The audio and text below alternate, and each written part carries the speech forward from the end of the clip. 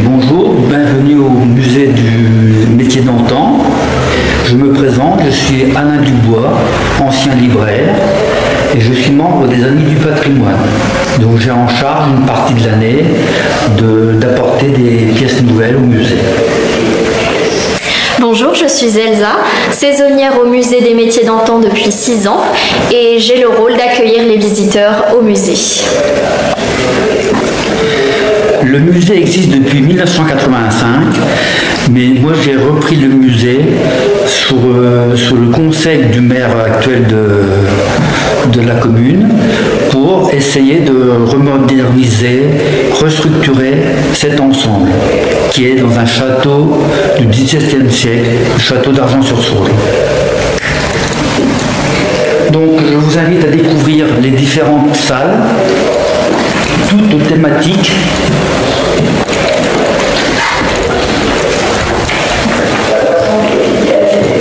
Donc c'est tous les métiers anciens.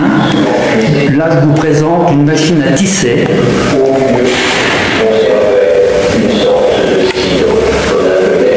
Vous avez également ici une cardeuse qui servait à peigner la laine de mouton pour mettre dans les matelas.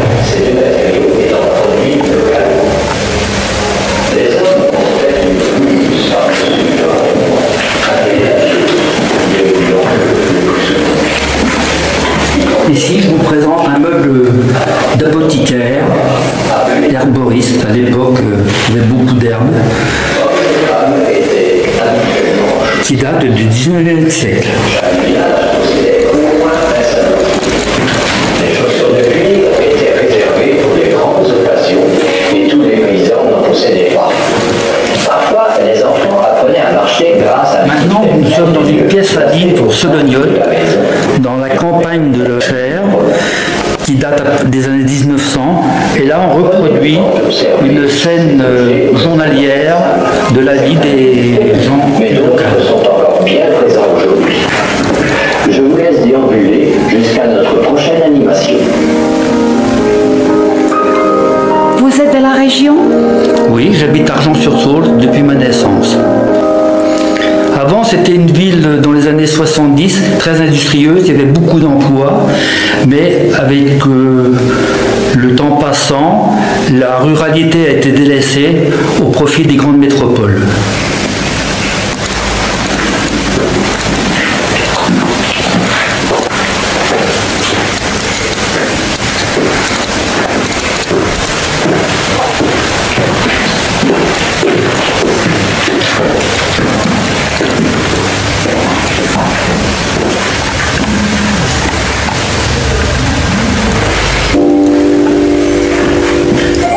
Ici, vous avez des ustensiles pour fabriquer le fromage, ainsi que la pâte à beurre pour faire de beurre. Bonjour, chers visiteurs. Je suis Nicolas Dupré. C'est avec...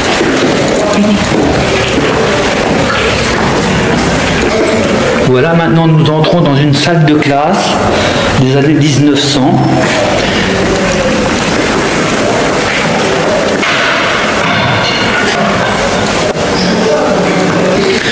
Des élèves, il y a environ une trentaine par classe, souvent partagés en plusieurs sections, du cours élémentaire au CP, au CM1, au CM2.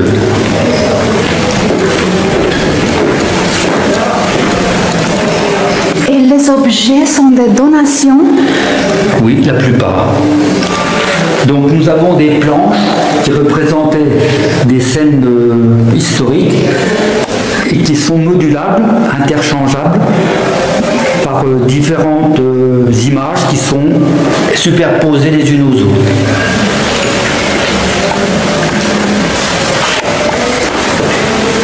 Là, nous avions les tables avec les encriers en porcelaine où les élèves élèves mettaient leurs plumes pour extraire l'encre.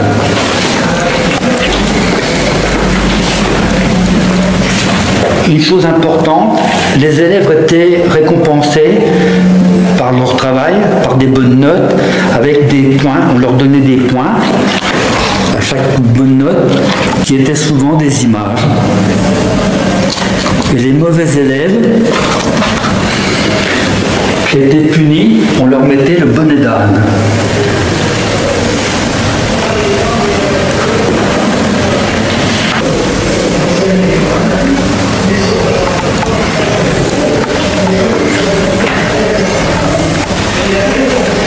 Ici, nous avons un samatomètre, plus familièrement appelé une toise. Pour la visite des conscrits, chaque jeune devait passer tout nu devant les personnalités ainsi que le médecin. Nous avons mis un slip pour pas pudeur. Moi-même, j'étais conscrit dans les années 70 à l'âge de 20 ans. Mais cette méthode-là, qui se faisait à la mairie, n'existe plus. On allait dans un centre spécialisé pour ça. J'ai quand même fait mon service militaire qui a été supprimé en 1997 en France. Alors c'était comment l'examination pour vous? C'était le même principe, mais d'une manière plus soft. Avec des tests intellectuels également. On pouvait très bien démarrer d'une addition simple jusqu'à des équations à plusieurs inconnus. Et là, ils pouvaient déterminer dans quel secteur ils allaient nous mettre à l'armée. Je vous présente l'arbre généalogique des Capétiens, les rois de France, depuis l'origine jusqu'à la fin de la royauté.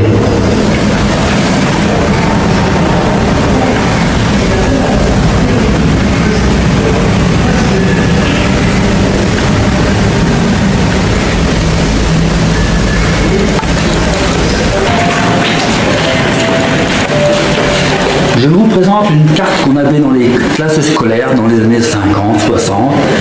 Et cette carte représente notre département, le département du Cher, avec son chef-lieu, Bourges, qui va devenir capitale européenne de la culture en 2028.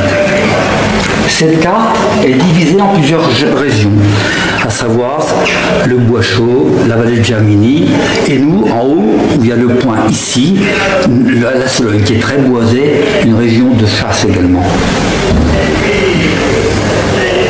Vous avez également le Pays Fort et le Sancerrois, avec les vins très réputés au niveau mondial. Tout ça dans notre département. Il faut savoir que notre région est le pays des sorciers.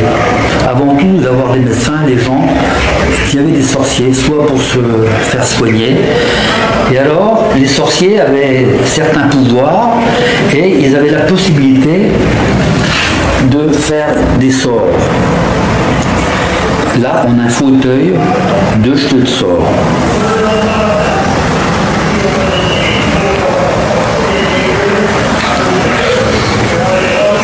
Je vous invite à l'étage.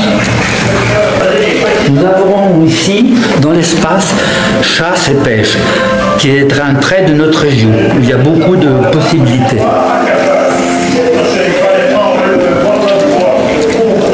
Dans cette vitrine, nous avons reproduit une fabrique de cartouches.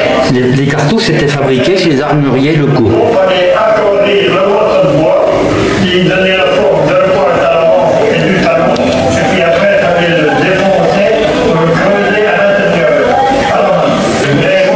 Alors ici, vous avez les miroirs à alouettes. Ça tournait sur soi-même avec les petits miroirs qui attiraient les alouettes pour pouvoir les tirer. Les alouettes, ce sont des petits oiseaux de chez nous. Et ça tournait comme ça. Dans la partie pêche, vous avez ici cette balancelle qui servait à pêcher les écrevisses. Il y avait beaucoup d'écrevisses dans nos cours d'eau. Et également cette bouteille de braconnier pour pouvoir pêcher, une bouteille qui était défoncée par la l'arrière pour pouvoir pêcher les verrons. Les verrons s'introduisaient par le trou qui était cassé de la bouteille et ils étaient prisonniers.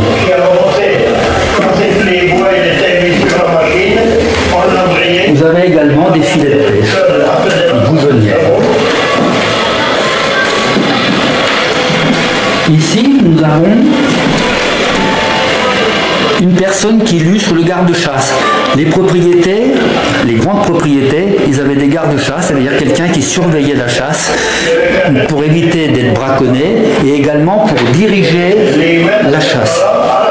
Donc vous avez l'habit du garde-chasse.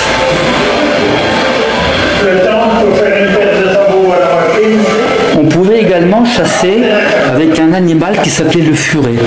Et le furet, il y avait la sacoche au furet. Le furet, c'est un petit animal qui servait à aller dénicher les lapins dans le fond de leur terrier. Il y avait la pointe du sabot, et puis le talon, puis un tout petit peu de lumière à l'intérieur pour ôter des petits copeaux que j'avais pas ôté, c'était tout. Une photo du garde-chasse. C'est de poncer à l'avant vers la forme et les modèles. Là, vous avez l'espace de sabotier. Les sabots, autrefois, les gens n'avaient pas de chaussures. Ils marchaient avec des sabots. Les sabots étaient taillés dans des morceaux de Le bois. bois qui était le plus employé, c'était le bouleau, parce qu'il y en avait beaucoup. L'aune, mais qu'est-ce qui était très recherché, c'était le noyer qui l'ont tout arraché, et l'orme. Les sabots en orme, il était fait pour les jeunes hommes qui travaillaient dans les corrières ou sur les routes. C'était un sabot qui était lourd, mais très résistant. Le boulot, le bois, il est très résistant, un peu léger. Et puis un sabot en boulot, vous marchez dans l'eau, l'eau ne rentre pas dans le sabot.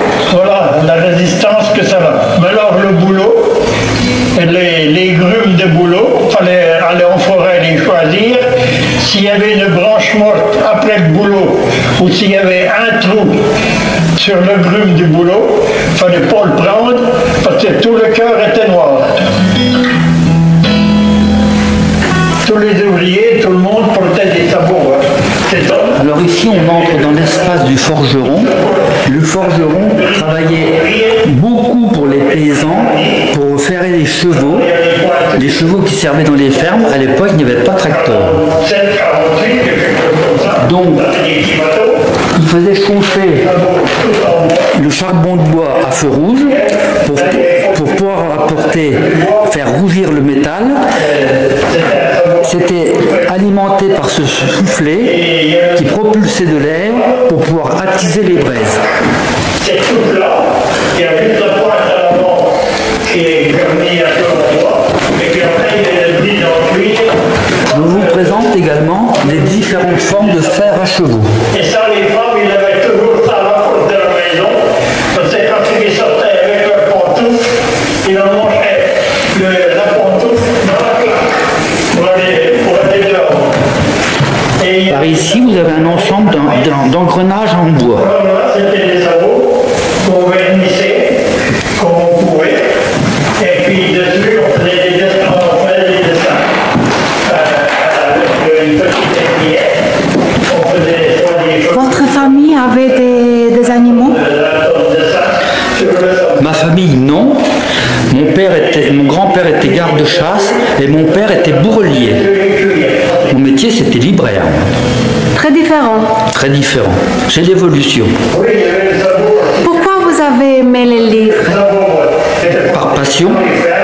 Et puis, c'est l'ouverture à la culture, c'est très intéressant. Avez-vous des autres passions? Bien sûr, le bricolage et la création. Alors là, nous sommes dans l'espace du cordonnier, avec tous ses outils. Il avait ça, un gros dé en cuir qu'il mettait dans le sabot pour river les pointes, et l'autre ne rentrait pas dans le sabot. Ah oui, ça, il était spécialiste pour ça. Et il y avait aussi la galoche. Beaucoup des outils. La galoche était Beaucoup d'outils, très beaucoup. Avec Et là, c'était la construction d'une botte. un peu plus moderne, ça. ensuite on mettait une semelle là. Voilà, c'était une forme comme ça. Rouge qu'il y avait dessus. Je vous présente une paire de chaussures de clown d'un cordonnier local qui travaillait pour les clowns de grands cirques français comme le cirque Zabata, le cirque Bouglione ou les cirques Pinder. C'est-à-dire quand ces clowns qui marchaient à l'avant, on disait Cette paire de chaussures, c'est une pointure du 42. c'est le sabot Rabolio. Donc ces chaussures peuvent être chaussées. Rabolio, c'était un braconnier de Brinon qui avait fait la guerre en 14. Et puis, Là, nous sommes dans l'atelier du menuisier. Vous pouvez voir le tour à bois. un jour, quand il est venu en permission, je lui ai dit, Angèle, le tien, et il restait là-bas, parce qu'on vous prend pour des lapins. Mais dis-moi, c'est quel bonheur de venir, et ben je vivrai avec les lapins. Et la scie à ruban. Mais on vient dans cette portée beaucoup plus petit dans la fête, parce que Rabolio, c'était pas un bandit, comme ils l'ont certaines histoires qui racontent. Rabolio, c'était un homme, il avait fait la guerre, il ne voulait plus travailler, parce qu'on ne l'avait plus pour un lapin. Alors il voulait vivre avec les lapins. Tous ces menuisiers-là, le matériel n'était pas sophistiqué, c'était beaucoup manuel. Donc il fallait beaucoup de force et d'ingéniosité également. Il fallait les faire devant le public. Mais Vous avez cet outil qu'on appelle un vilebrequin, qui était l'ancêtre de la perceuse. et à la main, qui suivait les régions et faisait des sabots sur le main. Mais il portait des sabots en premier, parce qu'il les faisait au fur et à mesure. Parce qu'il n'avait pas pensé que des sabots. Là, vous avez l'espace du tonnelier. Quand ils ont été enregistrés, certainement qu'ils en ont usé par les pères. Mais c'est pareil, les sabots à Napoléon, ils étaient montés avec des grandes gaites. Ça faisait comme des boîtes. Nous avons plusieurs espaces, des petits espaces qui comprend le coiffeur, le verrier, le joaillier, le dinantier et le charpentier.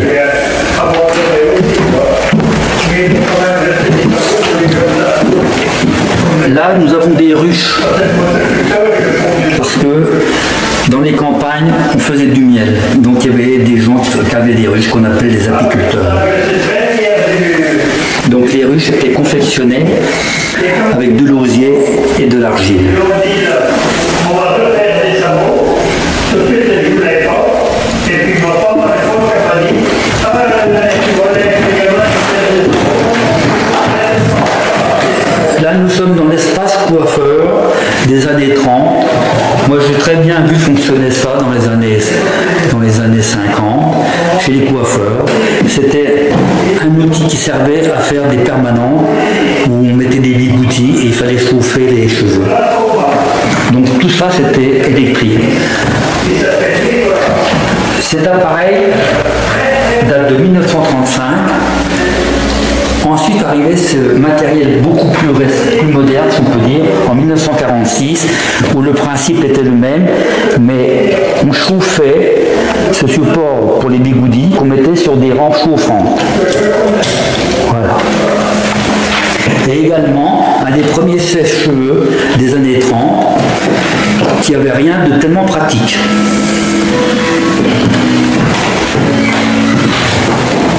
Ici, l'espace des verriers, souffleur de verre.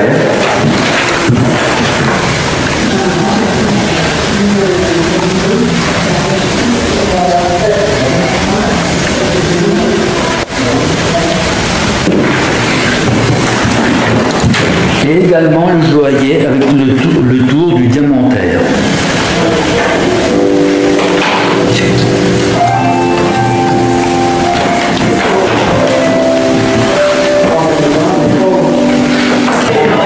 Et là également l'espace du dinantier qui travaillait tout ce qui était cuivre.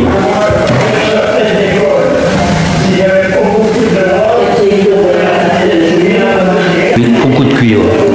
L'aluminium est arrivé après la guerre, hein, pas avant. Hein. Donc c'était le cuivre ou l'étain. Ici on dans l'espace de briquetier. Il faut savoir que toutes les constructions, on se servait du local pour fabriquer les maisons. Donc c'était de l'argile. Donc chaque ville, à peu près chaque ville, avait sa fabrique de briqueterie pour construire les maisons. Chaque fabricant affichait son nom sur la brique pour connaître la provenance. Les briquetiers travaillaient tôt le matin. Ils allaient extraire l'argile, ensuite ils la mettaient dans les fosses pour qu'elle pourrisse et piétiner l'argile avant de les passer dans la lavinoir. Et souvent, un monde même qui est... Ici, cette carte représente notre région, une partie de la région, et toutes ces épingles mentionnent l'emplacement des usines ou des fabriques de briques qui servaient à la fabrication des maisons. Les maisons qu'on appelait des maisons solognotes étaient toutes de la même fabrication. Maintenant, on se tourne beaucoup vers le parpaing ou alors la brique alvéolée qui a une grande possibilité d'énergie. Et là seulement là, on commence la cuisson, le petit feu. Le positionnement des briques, qu'est-ce que j'en fais pas? Ce sont des cours à flamme directe, le feu. Là, vous avez des spécimens de moules pour faire des briques ou alors des tuiles. Parce qu'il y avait également les tuiles pour faire la couverture. Réparties de manière régulière. De ce vieux four, il est sur une... Avec le moule à découper les tuiles.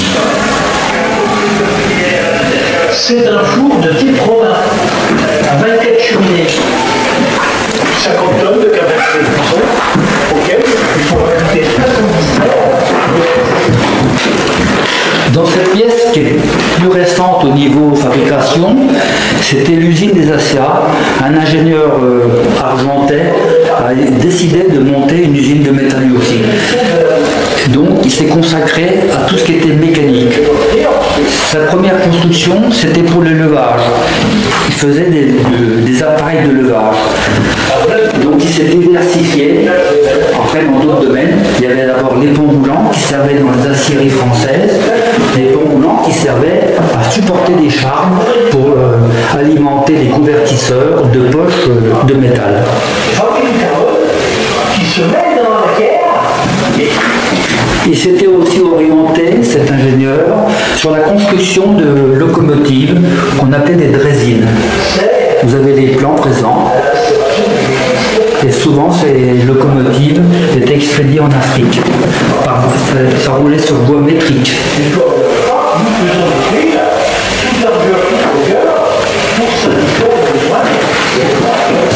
Également, il faisait des treuils pour la bombe atomique française.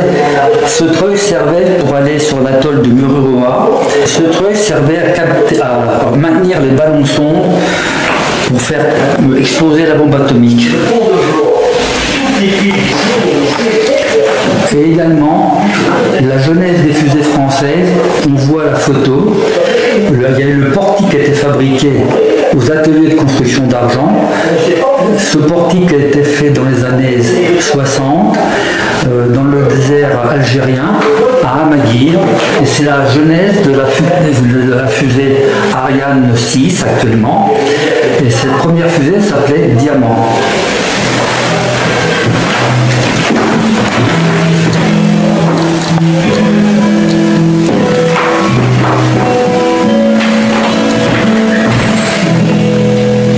Alors il y avait également dans cet atelier, par la suite, un département stratifié. Là dans l'atelier, vous avez la fabrication de ces coupoles, plusieurs coupoles, il y en avait d'innombrables. Et là, elle est installée sur les terrains. Et à l'intérieur, vous avez le ciné-théodolique qui permettait de suivre, l'ouverture suivait l'orientation du ciné-théodolique qui suivait le missile. Ici, dans cette salle, nous avons reçu le don d'un collectionneur de papillons. Vous voyez toutes les variétés possibles.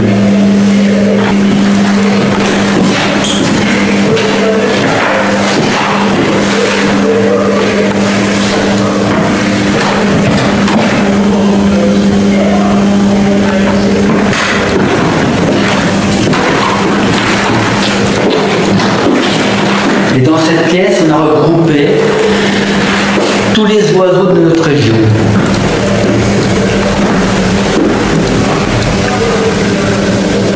Voilà, ici on a récupéré un nid de chouka, c'est une sorte de corbeau. Et ça niche en haut des arbres, des grands arbres.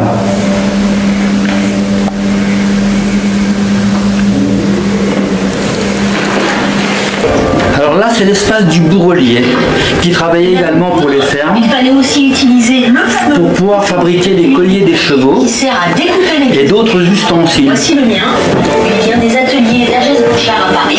Et voici celui du musée, datant de 1900. Ils viennent exactement de la même fabrique. En résumé, le bourrelier, il doit préparer son pied. Les selles de chevaux. Mon père était bourrelier. Le coudre, puis faire les choses. Alors, vous avez vu beaucoup de chevaux? Non. Parce que mon père était obligé d'arrêter le métier.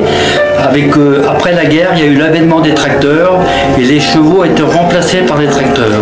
Donc mon père se trouvait dépourvu de clients.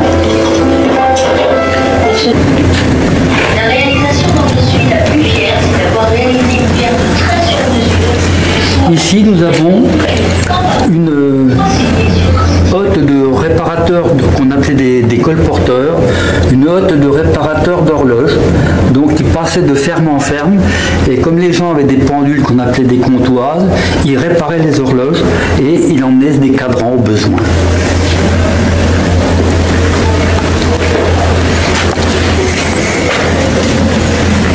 Ici, un outil particulier qui servait à couper les arbres en longueur. Donc c'était un métier très difficile parce qu'il y avait une personne qui était juchée sur la poutre, sur le bois coupé, qui tirait la scie dans le sens, et une autre personne qui était ici et qui tirait également la scie de ce côté-là. Il y avait un mouvement de montée-descendre. Très dur. Très dur.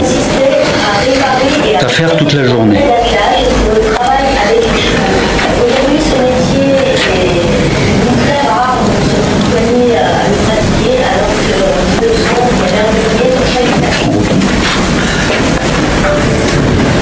Voilà.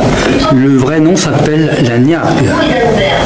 Elle comporte un cadre en bois au milieu duquel se trouve une large lame dentelée fichée d'une poignée sur la partie supérieure du cadre.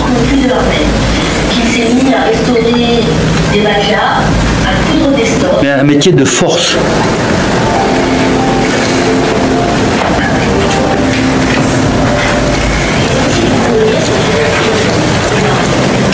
Ici, nous avons une ancienne charrue en bois pour retourner la terre dans les champs. Donc on est loin des tracteurs avec des 12 socles.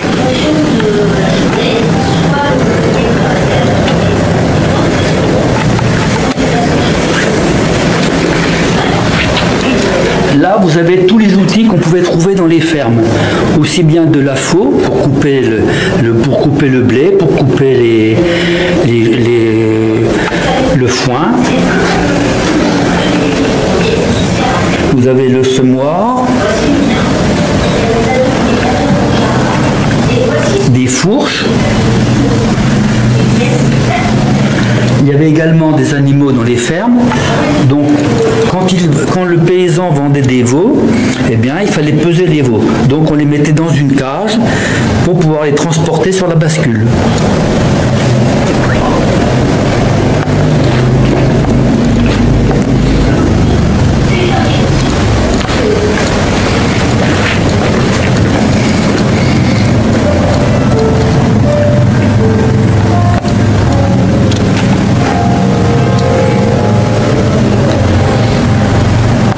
Et vous avez des chauves-souris aussi? Bien sûr, il y a des chauves-souris. Une belle colonie de chauves-souris qu'on laisse vivre. D'abord, ça évite beaucoup les toiles d'araignée. Dans une charpente, quand il y a des chauves-souris, il n'y a pas de toile d'araignée.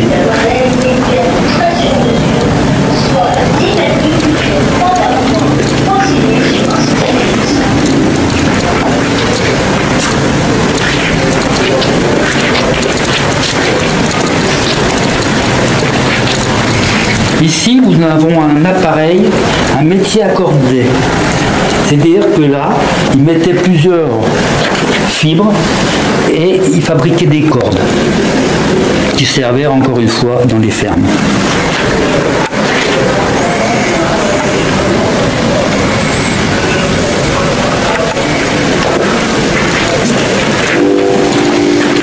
Et là, on retrouve le coq en cuivre que l'on trouve à chaque clocher de notre village. Le coq est l'emblème de la France. Bonjour, je suis Isabelle, ouvrière à la tête du centre de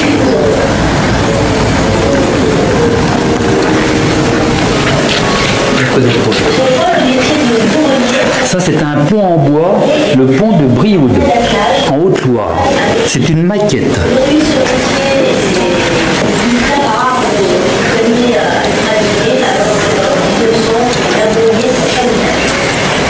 Ici, vous avez la clé d'un étang, ce qu'on appelle la bonde. C'est-à-dire l'étang, pour le vider, au moment de faire la pêche aux poissons, on le vidait totalement et on se servait de cet espace, on pouvait vider l'étang avec cette clé.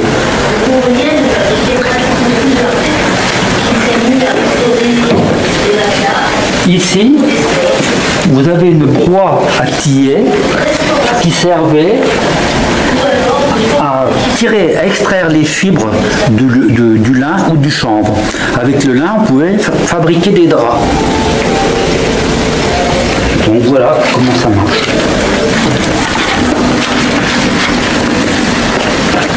Machine employée, mais ça s'appelle une broie à tiller.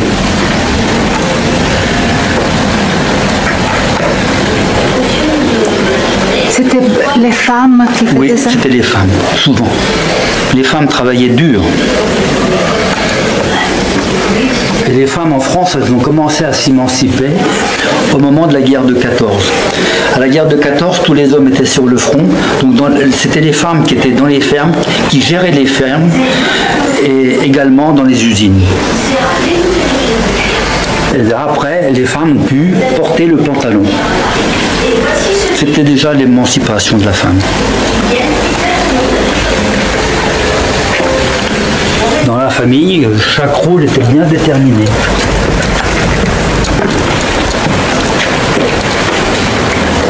Ici, nous sommes dans la tour du château. La tour qui est la seule rescapée, parce qu'il y en avait deux. Et dans cette tour, vous voyez ces cases qui représentent des pigeonniers. Et chaque case correspond à une surface du terrain de la propriété. Donc plus il y avait de surface, plus il y avait de cases. C'est-à-dire on pouvait imaginer la richesse de chaque propriétaire par rapport au nombre de cases. Donc les pigeons entraient dans la tour et nichaient dans ces casiers. Dans ce tronc d'arbre, il a été taillé un meuble qu'on appelle un meuble à affiner les fromages.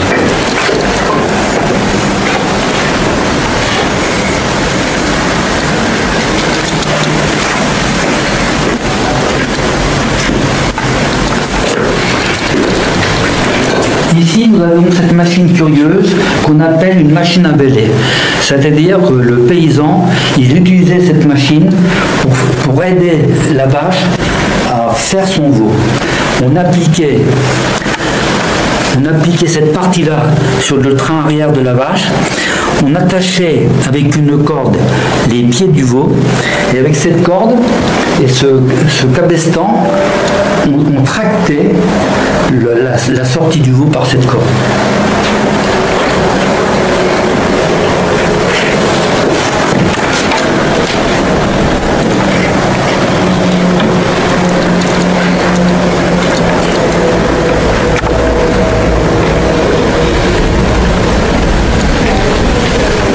Comme je vous disais tout à l'heure, à Argens, il y avait beaucoup d'usines, notamment la poterie Renault, une grande usine qui avait plus de 100 ans. Alors cette poterie, elle servait à faire des plats du jour, des plats culinaires, ou de la poterie de jardin, et plein d'autres choses, également du grès. Toutes ces poteries sont en grès. également de faire des pièces spéciales, notamment cette cruche qui a été faite en 3 morceaux et mesure à peu près 1,80 m. Ces 3 morceaux, on les distingue là. Une usine qui a été créée en 1847, c'est une entreprise dans les années 70 au tourneur à main. Donc là, vous avez une table de tourneur. Une table de tourneur, on faisait tourner la roue en bois avec la jambe. Sur la cour à pied.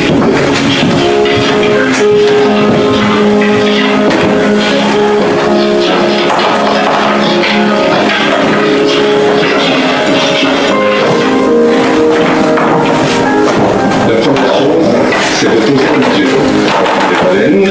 La fois, c'est le taux, juste pour voir des baleines pour avoir la hauteur, la panse, le pied. On prend le mètre, les steaks, le fil à couper le beurre, la pelle pour enlever le poids. Ici, vous avez la boule d'argile à son état primitif et au fur et à mesure, elle se transforme par rapport au tour de potier pour en finir à terminer par ce vase. Les baleines servent à donner la forme de la pièce pour que toutes les pièces soient identiques, à la même hauteur, au même diamètre, au même pied. Alors là, également, pour faire des séries de plats, il y avait des moules appropriés qui étaient taillés en plâtre. Qui sert à lisser le tout. Ici, c'était l'ajustage, le réglage. Là, le moulage complet.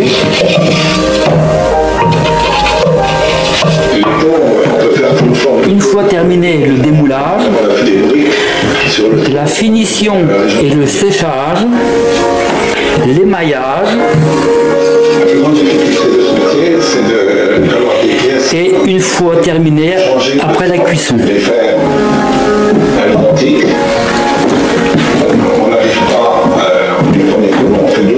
Il y avait aussi des collections en grès bleu, des très belles collections, avec un plat asperge par exemple, contrairement à d'autres métiers anciens, des vinaigriers tourneur à la main pour faire le vinaigre. existait.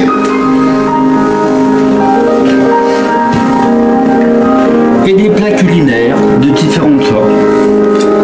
Par exemple, dans ce plat-là, à couvercle, on pouvait faire cuire des volailles.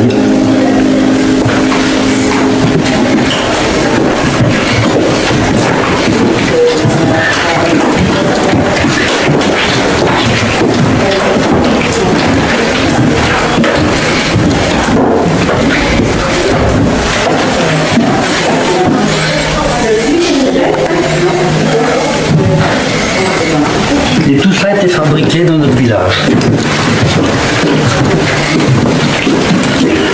Ici, vous avez ce qu'on appelle une bouillonne en terre qu'on remplissait d'eau chaude le soir pour réchauffer le lit, parce qu'il n'y avait pas de chauffage central. Je suis Patrick Lebrun, 70 ans. Dans chaque village, il y avait beaucoup de musiciens. Donc il y avait une fanfare et une harmonie. Donc là, on a récupéré des anciens instruments qui relatent cette période.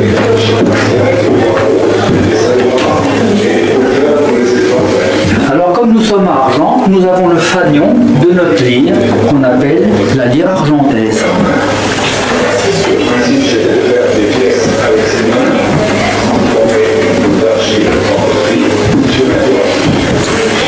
Ces années.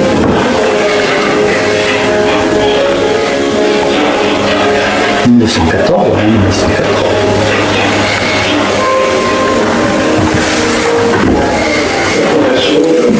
La panse, le pied, on prend le mètre. Nous avions également, dans notre commune à Argent, un couturier qui faisait uniquement des chemises, un chemisier. Donc c'était un chemisier qui travaillait que sur mesure, c'était de la belle chemise. Donc chaque patron représente des modèles pour des clients spécifiques. Les gens passaient commande de leur chemise.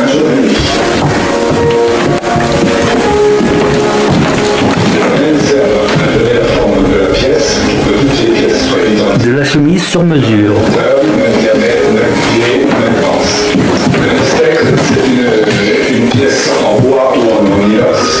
Là, nous avons récupéré une collection de coiffes de régions différentes, des coiffes que les femmes portaient.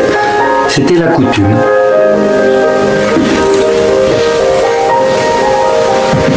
Les ponts, on peut faire toute forme de tour sur le tour. Je me rappelle même qu'on a fait des briques sur le tour pour un musée à la région parisienne. La grande difficulté de ce métier, c'est d'avoir des pièces qu'on n'a jamais fait et de changer de forme. Voilà, on a voulu retracer dans cette salle la salle de cinéma. Une salle de cinéma, à Argent, on était une ville de cinéma. Depuis longtemps, il y avait une salle. On a pu y voir beaucoup de films. Et là, nous avons reproduit la cage de l'opérateur, où il, avec son appareil, il pouvait projeter les films à travers cette vitre.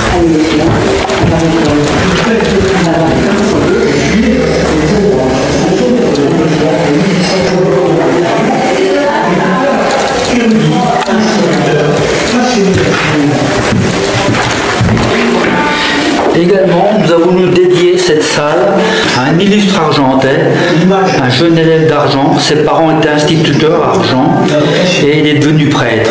Mais il était passionné par tout ce qui était astronomie, donc il a fait beaucoup de recherches et il était reconnu d'une manière sur le plan mondial comme un très grand savant. Puis quelques années plus tard, au grand séminaire. Donc un cratère, j'ai découvert un cratère sur Mars où son nom porte, où le cratère porte son nom. Les sciences.